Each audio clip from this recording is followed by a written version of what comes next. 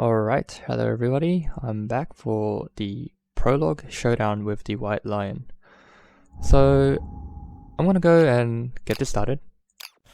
Right click on the story event book and you can go to the contents, and from here you can access any of the story events just by clicking on them. So let's take a start with the prologue. Okay, so once upon a time there was a place of carved stone faces. A man with a lantern lay sleeping a dreamless sleep. The man knew nothing. One day, the man woke up. He rubbed the dried ink caked over his eyes and opened them. Around him, he saw other people stirring, and beyond, a horizon of unbroken darkness.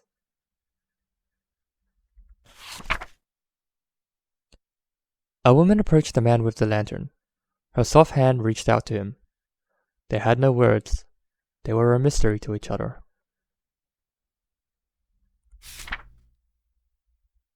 Suddenly, a monster emerged from the darkness, its eyes wild with hunger. It attacked.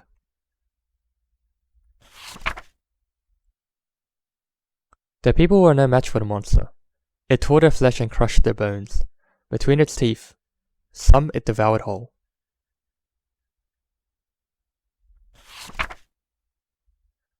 Overcome with terror and grief, the man with the lantern collapsed to the ground. Cold stone noses pushed into his side. There was no escape.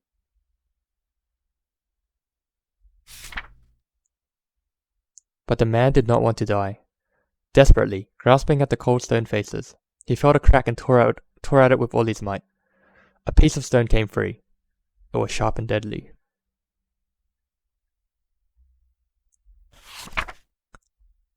The man with the lantern scrambled to his feet, his weapon clenched in his fist. He took a deep breath and roared into the darkness.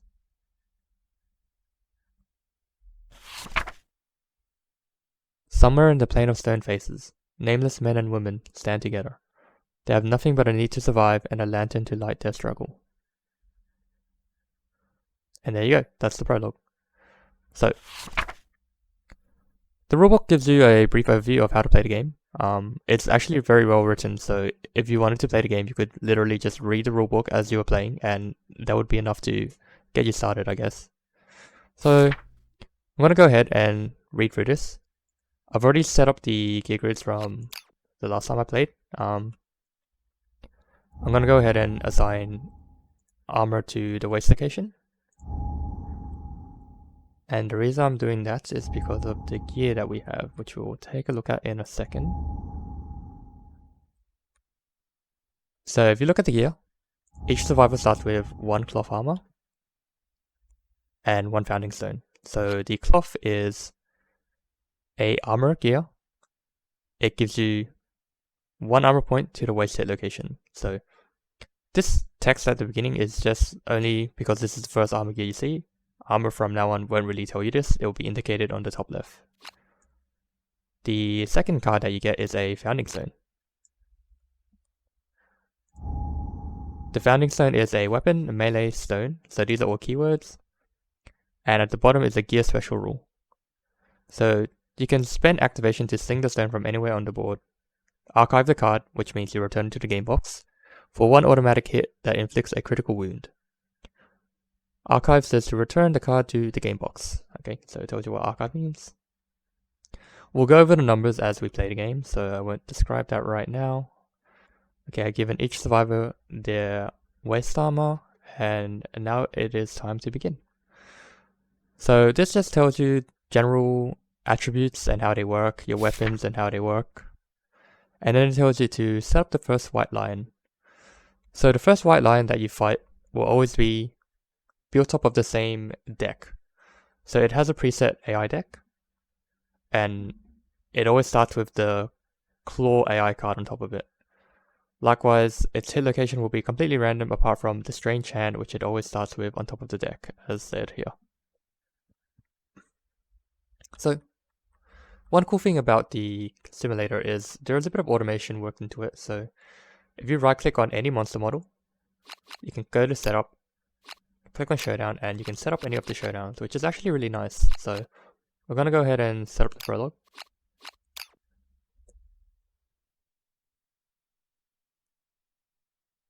And there you go. One cool thing about the simulator, it actually has a bit of randomization for when you create the showdown setup, which is, not there in the physical board game as you have to place everything by yourself. So I think for the simulator, I'm actually going to go with the random setups that they start you off with, because I think it's a bit interesting. So we'll see how we go there. Okay, so how does the game work?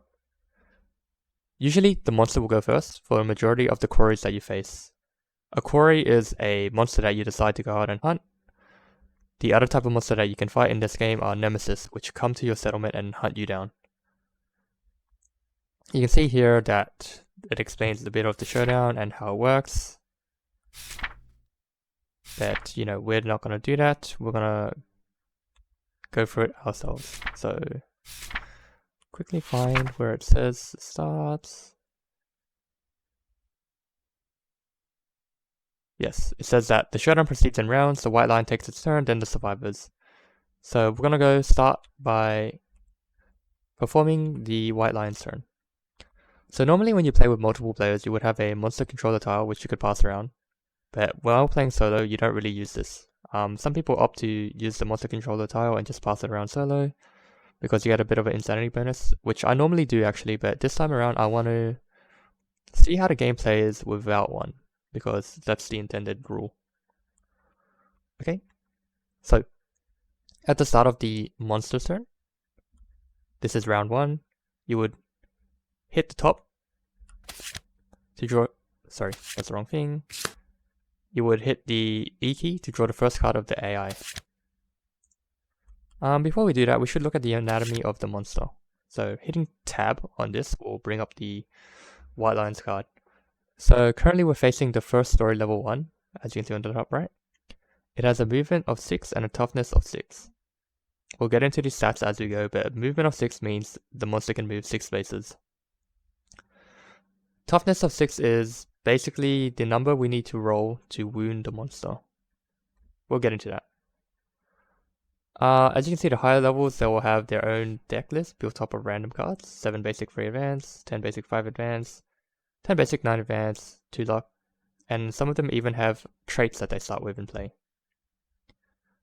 Okay, so let's hit tab to get rid of that. And look at the first card we drew. So Claw. Let's look at the anatomy of a basic action card.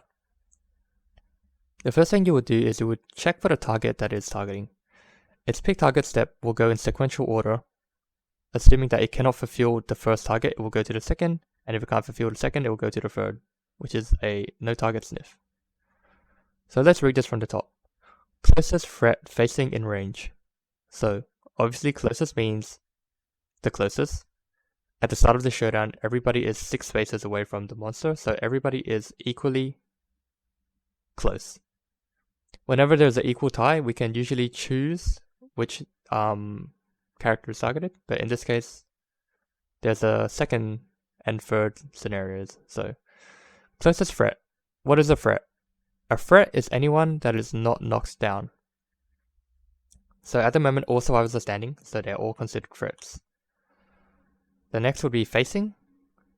A facing is any space in front of the monster.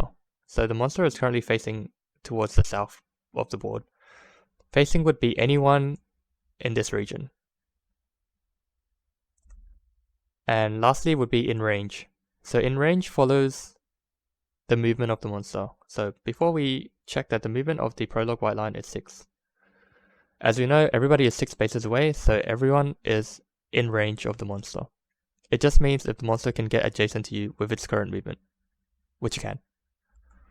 So, with this criteria, closest threat facing in range would be either Zachary, Rosa, or Lucy, as Alistair is not in the facing, and it is our choice when we are presented with 3 different options.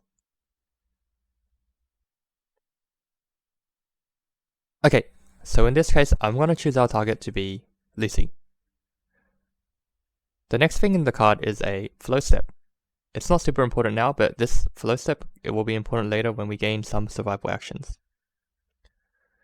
It's going to perform a move and attack target.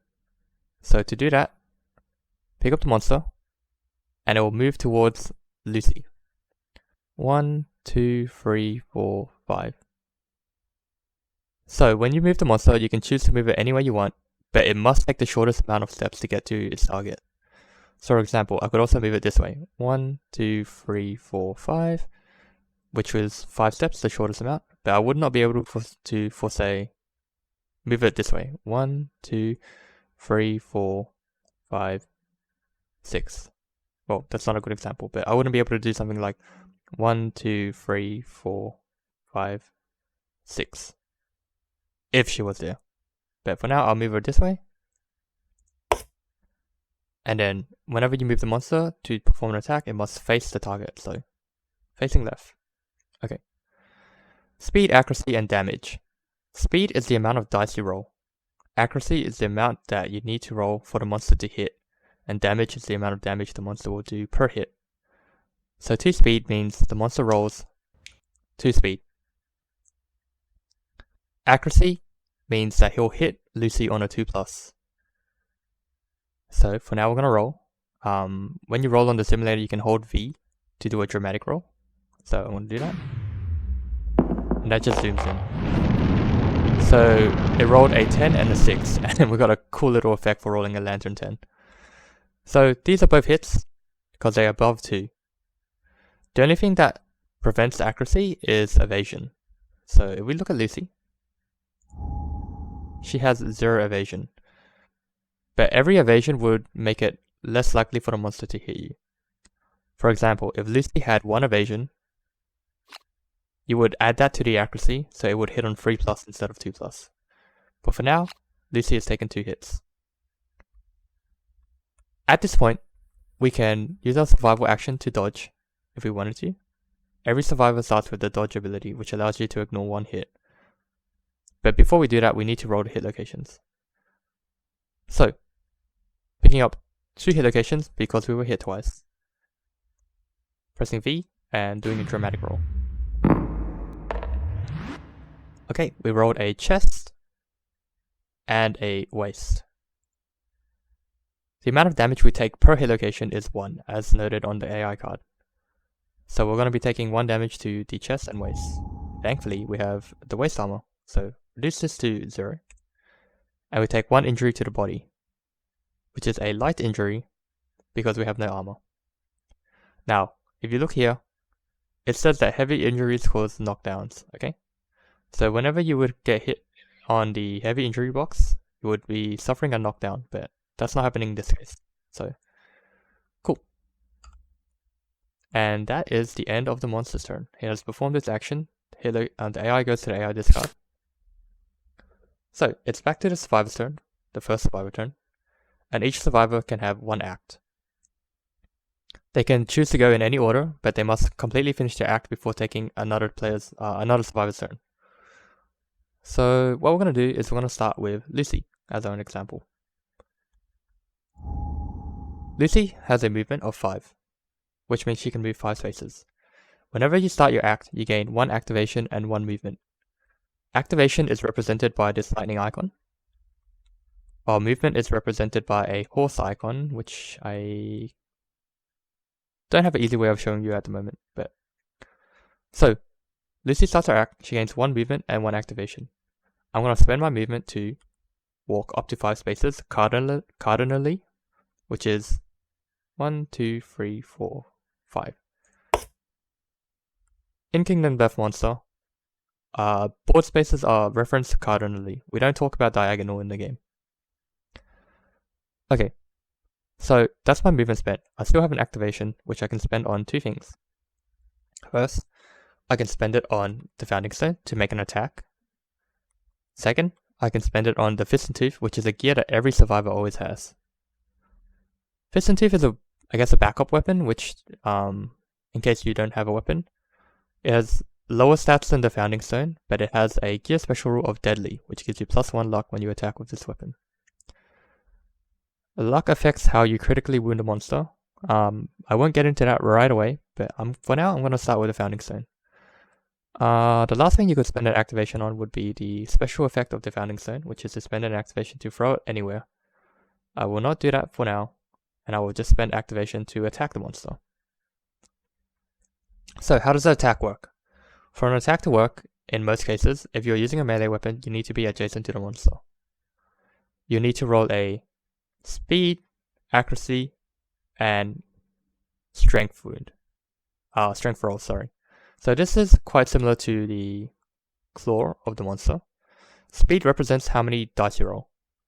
Accuracy represents how much you need to hit.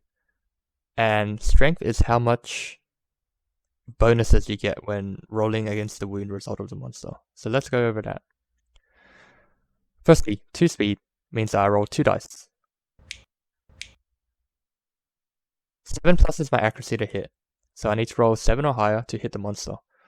But because I'm in the monster's blind spot, which is the 2 spots directly behind the monster, I get a benefit of having +1 accuracy. Accuracy obviously affects how much you require to roll to hit the monster. So because I'm in the blind spot, my 7 plus turns to a 6 plus. So I need to roll 6 plus individually on the dices, not added up. So here we go. I rolled a 6 and a 7, which results in 1 hit because I rolled a 6, and 2 hits because I rolled a dice that is higher than a 6. So 2 hits. Whenever you draw hit locations, you draw from the top of the deck. So for 2 hits, I draw 2 cards. 1, 2. Press F to flip them. So the first card you always draw for a prologue will be a strange hand. Then we also have the fleshy gut, because I had 2 hit locations. When rolling to wound, which is the next step, you need to select the hit location you want to wound first. Okay, let's quickly go over the anatomy of a hit location card. The strange hand has a failure reaction. This occurs if you fail to wound the monster. The critical wound reaction is the reaction that occurs when you critically wound the monster. So, how do you wound the monster? Firstly, you need to beat the toughness of the monster. The monster has a toughness of 6. Lucy is using a founding stone which gives her +1 strength. She has a base strength of 0, which means she needs to roll a 6 plus to wound the monster, but her 1 strength gives her a benefit, meaning she needs to roll a 5 plus to wound the monster. So you just need to match the toughness or exceed the toughness of the monster, noting that the strength of the weapon gives you a benefit to your roll. It's a +1 basically. Okay, so let's look at the failure reactions of both of these cards. The fleshy gut says perform basic action targeting the attacker, and the strange hand is essentially the same. So I'm going to attempt to wound the strange hand first. Quick tip, you can press 1 on the showdown board to pick up 1 dice. So I'm rolling and I require a 5 plus. A 3, that's a failure. So whenever you fail, you perform the reactions on the card, if any. So, instinctively striking back, the white lion's oddly human hand darts forward. Perform basic action targeting the attacker. Okay, every monster has a basic action which you can find on the back of their AI card. Here it is. This one says to target the closest survivor in field of view, and no target sniff, and then move and attack target. But because the hit location specifies to target the attacker, right here, we ignore the targeting step. So it's going to move and attack target. It's already adjacent to Lucy, so it just spins around. And it's going to do 2 speed, 2 accuracy, 1 damage. So remember, 2 speed means we roll 2 dice. 2 plus accuracy means it hits on 2 plus. So let's roll. A 1 and a 4. So we got lucky. A 1 is a miss, so it only hits once. Remember, whenever a survivor is hit, we roll 1 hit location dice. So you can hold shift as a modifier and press 1 to pick up 1. I'm gonna roll. Luckily it's the chest. So, this would cause us to get knocked down. Normally we could spend survival to dodge this, but whenever you are attacking, you cannot spend survival. So, we have to unfortunately take this knockdown. Marking the heavy injury. and Lucy is knocked down. So whenever you're knocked down, the rest of your act is cancelled, and that means I don't get an opportunity to attempt to win the other card. Okay. So unfortunately, that is the end of Lucy's act, so we can choose any other survivor to go next. We're gonna go with Zachary can make it. 1, 2, 3, 4, 5. So I think we'll go with Zachary first. He's gonna get into the blind spot. And I'm gonna go ahead and roll with my founding stone. Zachary is here. So remember, founding stone is 2 speed, hits on 7 plus, 6 plus because I'm in the blind spot.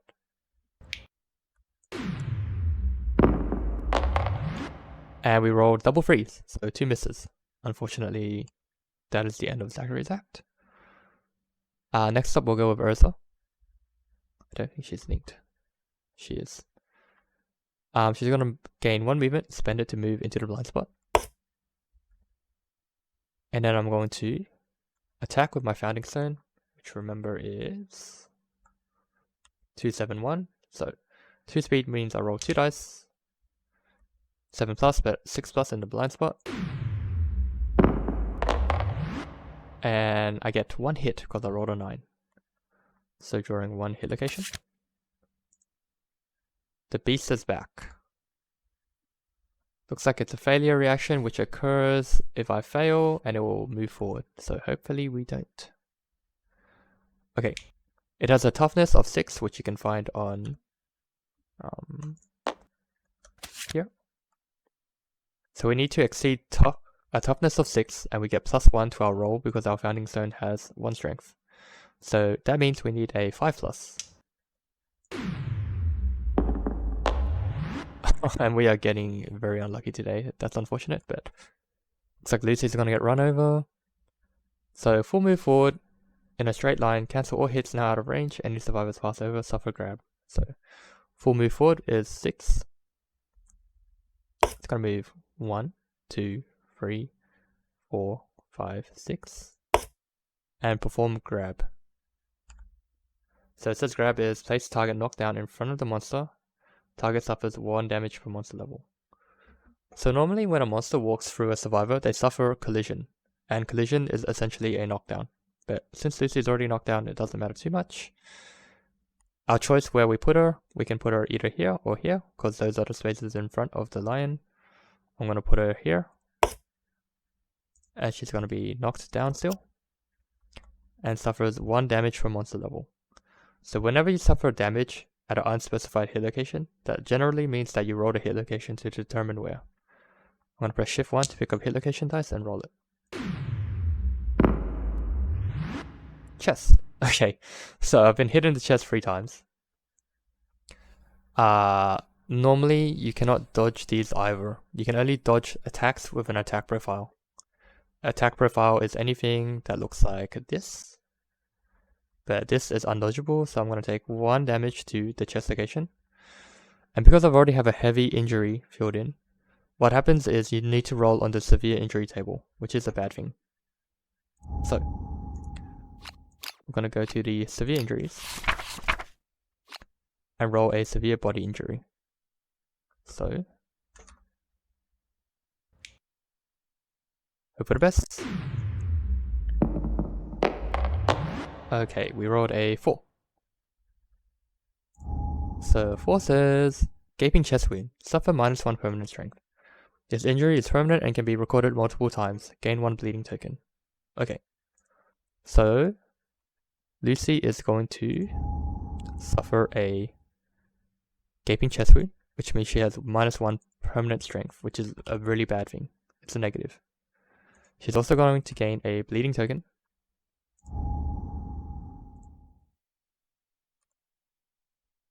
And what a bleeding token is it's essentially another way that a survivor can die. So if you look at the severe injury table, the most common way survivors die is rolling a 1 to 2, which will kill you on any hit location, or a 3 to 4 on the head location, which also kills you. A secondary way is if a survivor gains 5 bleeding tokens, they will also die. So there's that. Okay. that is the end of Zachary's act, and I guess Alistair will take his turn, moving 1, 2, 3, 4, 5. And that's that.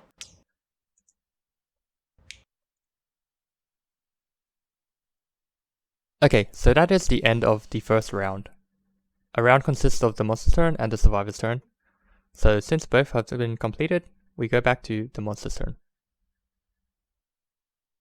The rules for knockdown is the survivors and the for the survivors, they stand at the end of the next turn that they were knocked down.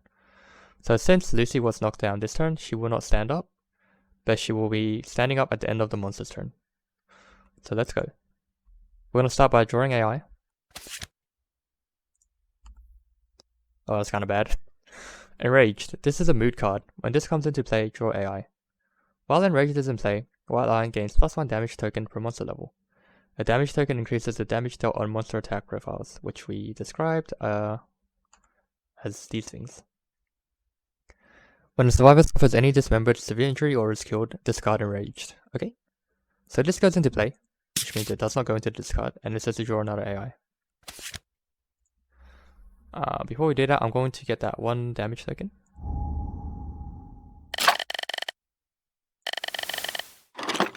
Okay, he gets 1 damage token because it is a level 1.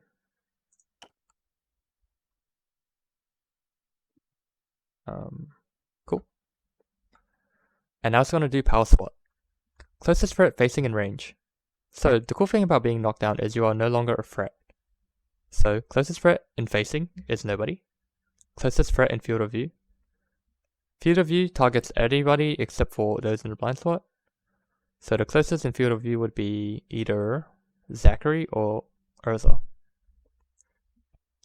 I think in this case I'm going to target Zachary. So he's going to turn around and move 1, 2, 3, 4, 5, 6. And then he's going to do a 1 speed attack, which means we roll 1 dice.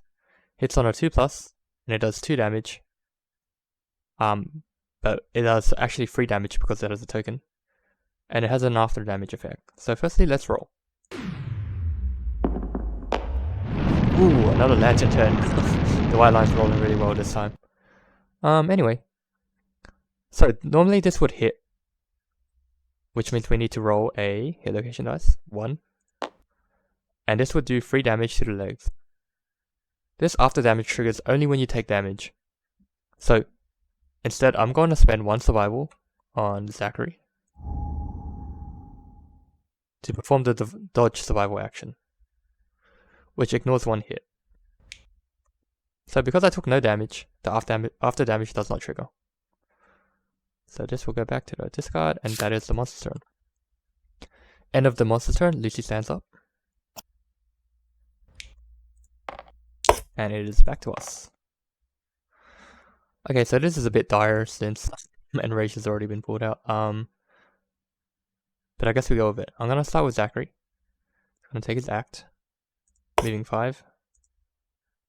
Attacking with the Founding Stone. 2 speed, hitting on 6+ because I'm in the blind spot. And those are both misses. Sometimes, it just happens, I guess. Moving on, that's the end of Zachary's act. I'm going to start Urza's act. Get into the blind spot. She will do the same thing. Rolling 2 with the Founding Stone. Hitting on 6+, that is 1 hit. So what do we have? The Beast's Temple. Another failure, perform basic action. So we're gonna, once again, roll 1 dice to attempt a wound. We need to hit its toughness of 6, and we have a strength of 1. So we need a 5+ to wound. And it's a 6, so that is finally our first wound. Since we did not fail, we don't have to do the reaction. And whenever the monster takes a wound, you place a card from its AI deck on the wound stack face down. The monster dies once it has no more AI in its deck and discard, and you do 1 more additional wound. Okay, great. Man, maybe I should have gone with Lucy. 1, 2, 3, 4. No, she wouldn't have made it anyway, so next up I guess will be Alistair. 1, 2, 3, 4, 5. I'm going to attack with my Founding Stones. So hitting on 7+ this time, because I'm not in the blind spot.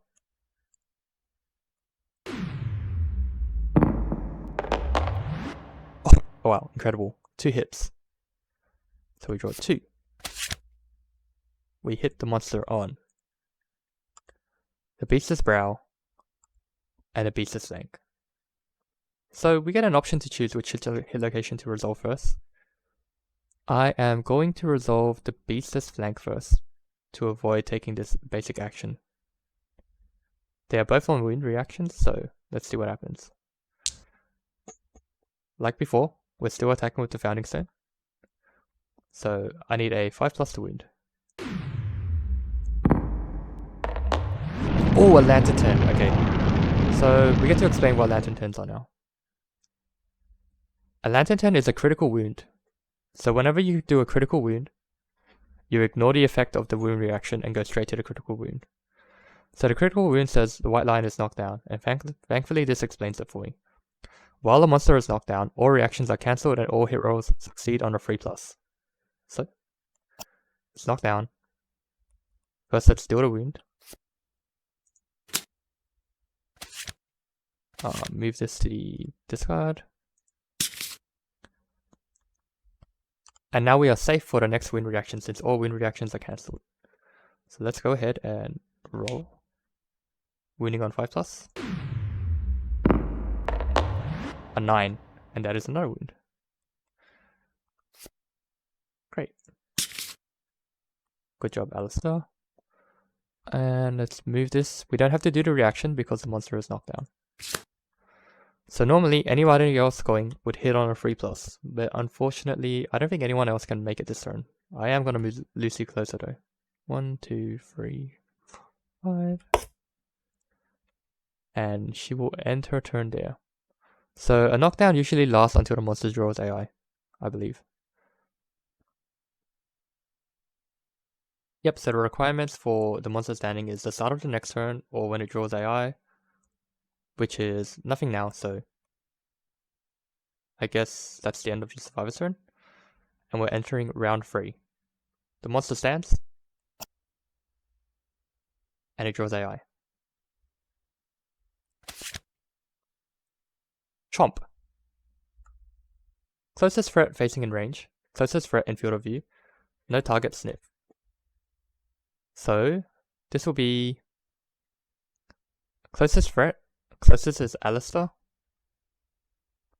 And he's the closest threat facing because facing is only Alistair or Lucy, and Lucy is further away. So this will be a 1 speed, hitting on 2+ for 1 damage. Actually 2 damage because of the damage token. And it has an after hit trigger, which will be Headhunter, always hits the target's head location, which is actually really nasty. Yeah, that'd be pretty bad because Alistair has no armor to the head. So it would be 2 damage, which is an instant severe injury to the head. Good thing we have survival, so we should be able to dodge this. But let's roll. Hitting on a 2+. Ah, damn. So close to dodging, but yeah, that's gonna hit the head. After hit means after the hit, obviously, so because it did hit, it's gonna happen. But I'm going to ignore the head hit location by dodging. Sorry. Let's spend the survival. And now it's back to the survivor's turn. So if you ever want to know the count of the deck, you can hold F1 in the sim to show everything. The monster's got 5 wounds to go. Top of the turn. I think we'll start with Alistair. 1, 2, 3, 4, 5. I'm gonna keep on Founding Stoning it. So that's hitting on 6+ because I'm in the blind spot. Okay, 1 hit location. Okay. Glorious Mane. This is a impervious hit location. Impervious hit locations cannot be wounded. A wound or critical wound will not remove AI or defeat the monster because I guess you're cutting off its mane, so no damage can be dealt. So the only thing you can do here is critically wound it. So Nope, no crits. So that goes to the discard. I guess we'll go with Urza next. Get into the blind spot. And we're gonna roll, hitting on 5+, sorry, 6+ in the blind spot. That's a 10. So whenever you roll a 10, I should also note that sometimes the monster will have, or your accuracy will be so bad that you can never hit the monster. Well, Lantern 10s will always hit, and they will always wound, regardless of the toughness or the accuracy / evasion of the monster. Perfect hits can also be used to trigger some abilities, but we'll get to those as we see them. So, one hit. It's the Beast's Tail. Our first reflex reaction. So a reflex reaction happens regardless of if you wound or fail. But hopefully we wound. Wounding on a 5+ with the Founding Stone. Oh, another critical. Okay, great. So, the White Lion's tail is destroyed, ruining its finely tuned balance. The White Lion gains -1 accuracy token, and you gain one Lion Tail White Lion resource. Okay. So firstly, let's do the wound. And then let's give it a -1 accuracy.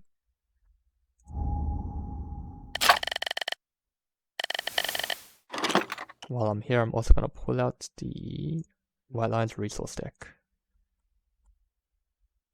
Plop that down here. Okay, -1 accuracy is good for us, so that means it's harder for it to hit us. We skip the reflex because criticals cancel reflexes. Stop, put back here.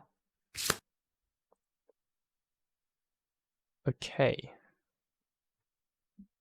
I'm gonna view the deck and grab a tail. Lion's tail. So whenever you get a resource, you assign it to the survivor, which would be Urza in this case. It's surprisingly heavy. Okay. Alright, now Zachary's gonna take his turn. So I'll move here. And go ahead and use the Founding Stone, hitting on 7+, since I'm not in the blind spot. And they're both misses.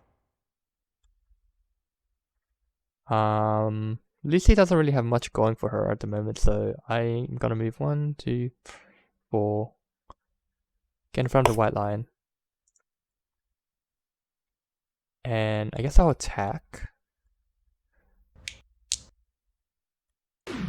Hitting on 7+.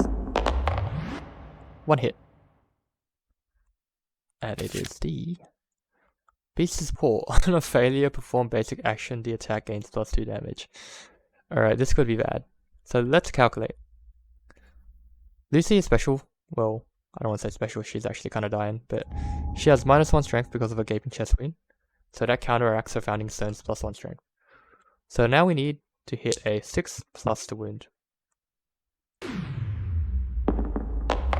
Oh my god, okay, she does it. Well, fantastic. Thankfully we don't have to eat this because it would have been pretty bad. So whenever the monster has no AI left, you would shuffle the deck and then deal the wound. So it has 3 wounds left to go. That's the end of the survivor's turn, so let's go back to the White Lion. Alright, that is the end of the survivor's turn. I believe we're going now into round 3 or 4. I think it's 4. So, the White Lion draws AI. Power SWAT. Closest threat facing in range. 1 speed, 2+, 2. Okay, so closest threat facing in range would be 1 eligible target, which is Lucy. This is going to be a 1 speed, hitting on 2+, but because it has -1 accuracy, it will be a 3+. That is 1 hit. It's going to be doing 3 damage because of this, which is an instant severe to any location. I think I can press F1 to bring that up. Yeah, that's pretty nice actually. So yeah, Lucy has... Oh, it doesn't track the boxes unfortunately at the moment, I guess, but She has a heavy at the chest, and 3 damage would be a severe anyway, to anywhere, so I am going to spend her survival, thankfully she still has one, to dodge that attack, ignoring the hit. That's the end of the monster turn. Back to us. I'm gonna move out of the way with Lucy. Attack from the flank. 2 dice. Hitting on 7+. Ooh, we're rolling well now. Lantern 10 and a 9 means 2 hits. Flip. 1, 2. Alright, we got the Straining Neck, which is a safe spot. And a Beast Scapular's Deltoid, which is a failure. Full move the monster forward. So it's a good thing I got out of the way of the White Lion. That's a good tip for if you ever fight the White Lion. It likes to move forward. I don't know if you guys know, but I've played this game quite a lot now. Yeah.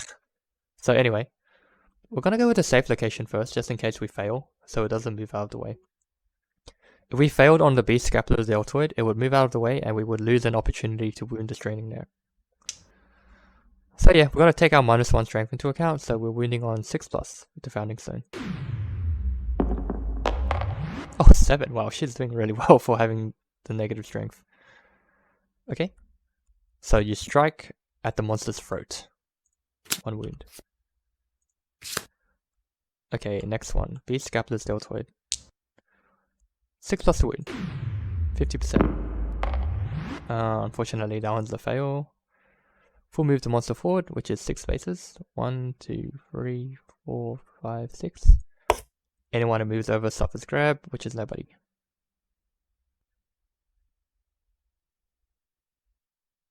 Okay, this goes back here. 1, 2, 3, 4, 5. So no one can reach him at the moment. I don't know. Okay, so we can look at the next AI, because this is the last AI. It's going to be closest threat facing in range and then closest threat in field of view, which is equidistant. So we're going to hopefully make a target Urza, because I think she's the last one with survival. Yes. So since I can't reach the monster this turn, I'm going to end my turn here, because I know what it's going to do since it has 1 AI left. And I'm just going to dodge that attack with Urza. So we'll end the turn. We're going to go into round 5. Draw AI. Last AI in the deck is Power Slot. So you would flip it, move it over, and draw it. So, Power Slot. Closest threat facing in range, no one. Closest threat in field of view, our choice. I'm going to target Urza, because she has the survival, I believe. Yes. Does that show up? That should track survival, that would be nice, but it does not. Okay. So 1 speed, so 1 dice. 2+, which is a 3+ because it has -1 accuracy. And it's a Lantern turn for Lion. So it works both ways. If a lion hits a Lantern turn, it's always going to be a hit as well. But I am going to spend survival to dodge it, because I don't want to eat a severe right now. Sir. And back to the survivor's turn. So let's go ahead and wound with Alistair first. 1, 2, 3, 4, 5.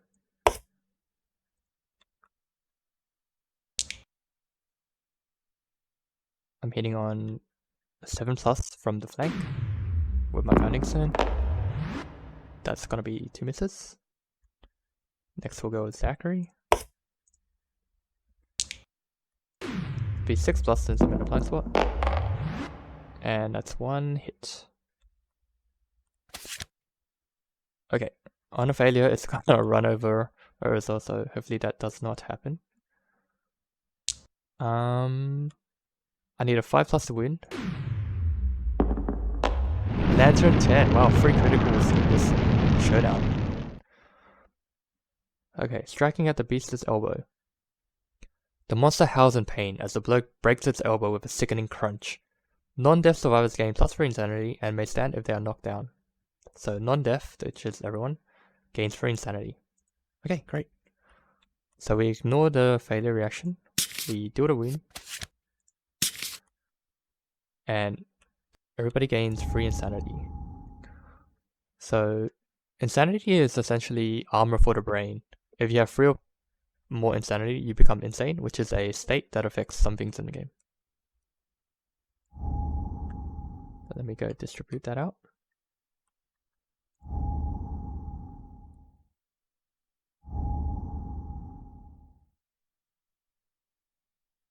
Okay, so Zachary has gone, Alistair has gone. We'll have Urza go next from the flank. Hitting on 7+.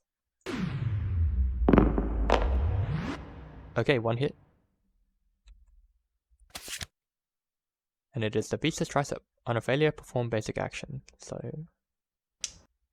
6+ is enough to wound.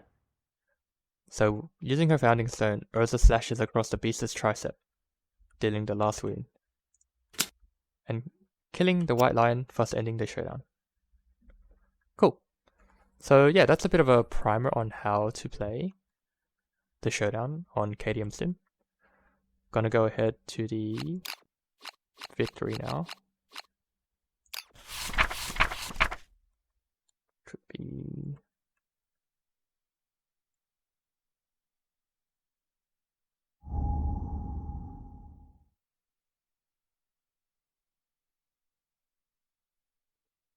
here, I think. Would be at the end of this section. Okay.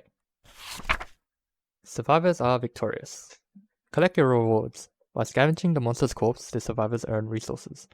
This is in addition to any resources earned from critical wounds during the showdown, which we got 1 White Lion tail. Then it says to take out the White Lion's resource cards, which we have, shuffle them and draw 4. And then do the same for basic resources.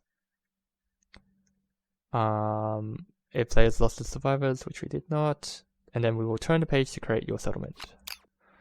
So let's go ahead and draw those out. Basic resources.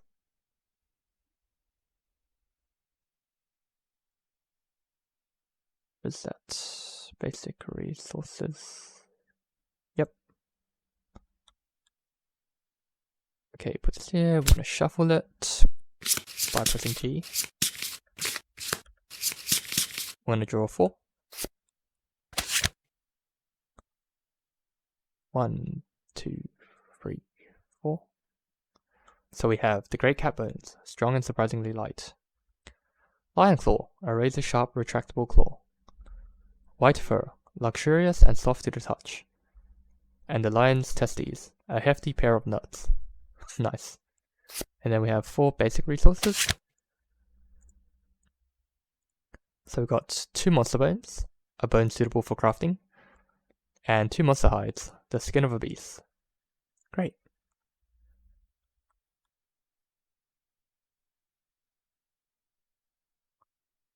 Okay.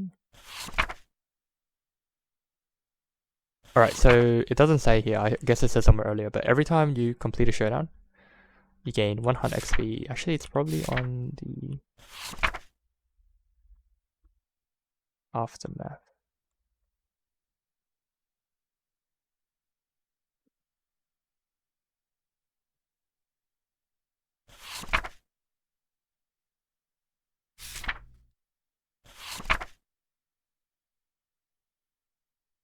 Ah, here it is. The survivors prevail in Aftermath. If the White Lion is killed, the remaining survivors are victorious in the Aftermath. The player should fill the first unfilled box in the Hunt XP section. Okay? So everybody gains 1 Hunt XP.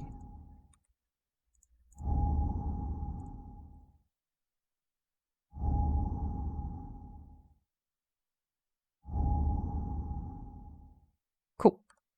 And that is it for the showdown phase of the prologue. I will probably continue and do the settlement phase in a later video, but for now, thank you all for watching, and hopefully you'll come watch the next one. Thanks.